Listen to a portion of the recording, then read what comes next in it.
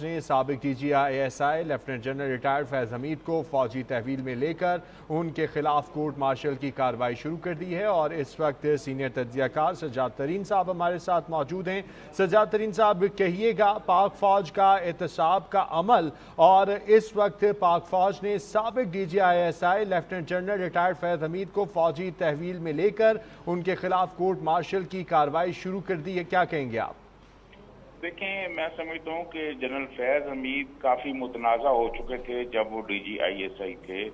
उन्होंने एक तो रावलपिंडी में जो हाउसिंग सोसाइटी है उसके मालिकान को दबाने की कोशिश की और उसके सारी जो मलकियत थी वो अपने भाई के नाम ट्रांसफर कराने की कोशिश की और उनको धमकियां दी। उसका मालिक फिर सुप्रीम कोर्ट में गया तो सुप्रीम कोर्ट की तरफ से कहा गया था कि इदारा खुद इस बारे में इंक्वायरी करे। एक तो ये चल रही थी। फिर उसके बाद प्रेस रिलीज में भी आया है कि रिटायरमेंट के बाद पोस्ट रिटायरमेंट जो उनकी कुछ हरकत और सकनात थी वो भी कुछ ठीक नहीं थी। ये तो सब लोगों को पता है कि कुछ लोगों ने, मुझे खुद PTI वालों ने ये बताया था कि जनरल फैज हमीद उनको बुला के कहते हैं कि आप ये करें, आप वो करें, आप ये करें। तो ये सब लोगों को पता था कि उसके बाद जो है वो सियासी मामलात में फिर मुदाखलत कर रहे हैं और बहुत सारी चीजें जो हैं वो आगे पीछे कर रहे हैं। ये उन पर इल्जाम उस वक्त भी था जब वो DGI-ASI थे।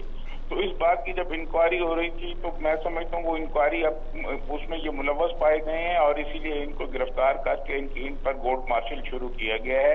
ये काफी मुतनाज़ा शख्सियत रहे हैं। इससे पहले भी बहुत सारे DGI-ASI रहे हैं और बहुत सारे वो भी सियासत में मामला आगे पीछे करते रहे हैं, लेकिन इन्होंने अपनी ताकत का जो है वो बहुत ज्यादा इस्तेमाल किया, लोगों को थ्रेट किया, अखबार नवीसों को धमकियां दी, सियासतदानों को धमकियां दी।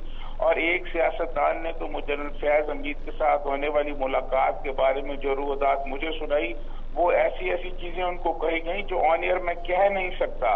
ये जनरल फैज हमीद ऐसी ऐसी बातें करते थे लोगों को बुला बुलाकर, और ये उस वक्त ये समझ रहे थे कि जो कुछ वो कर रहे हैं वो ठीक कर रहे हैं। तो ये फिर एक न एक दिन यौम हिसाब तो आ जाता है। अब उनका यौम हिसाब आ गया है।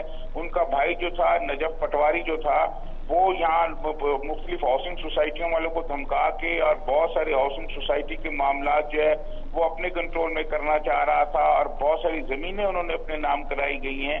ये जैसे जैसे इंक्वायरियां आगे बढ़ेंगी तो ऐसे ऐसे इंकशाफ सामने आएंगे कि आपका दिल जो है वो खौफ खाने लग जाएगा कि ये यूनिफॉर्म में लोग जब अपनी नौकरी पर होते हैं तो ये किस किस्म की जो है ना हरकतें करते हैं, किस किस्म की वारदातें डालते हैं। और इनकी वारदातें अब पकड़ी गई हैं। ये रिटायरमेंट के बाद भी वारदातें डाल रहे थे। तो सही, बिल्कुल यौम एहतसाब आ चुका है।